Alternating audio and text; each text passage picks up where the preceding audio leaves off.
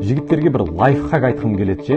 Жігіттер, егер бір сіздер жұмыстан шаршап келе жатсаңыз, үйіңізге қарай, үйге кірмей 5 минут бір дворда, есіктің алдындағы скамейкада ма, немесе көлігіңіздің ішінде 5 минут тұрыңыздаршы, үйге кірмей. Неге дейсіздер ғой?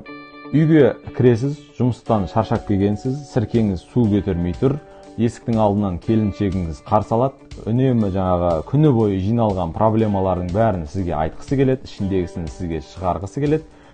Ал сіз жұмыстан шаршағансыз, сіз қоя тұршы дейсіз, ол кісі қоямайды бір от албағаннан кейін. Соңы түсінікті конфликт.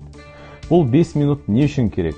5 минут әлгі орыстар айтады ғой, перевести дух деп. Настройыңызды туралап алу үшін керек. Өзіңіздің бұл үйде сіздің жұмыс екенін терең түсініп, жаңағы жұмыстағы қызметкер, басшы, атқосшы, әріптес ролінен шығып, күйеу, әке ролына кіру үшін керек. Осы настройыңызды туралап алсаңыз, келіншегіңізге, әйеліңізге де внимание бере аласыз, қызыңызды да еркелетіп, ұлыңыздың да маңдайынан сүюге күшіңіз, энергияңыз толық жететін болады жігіттер.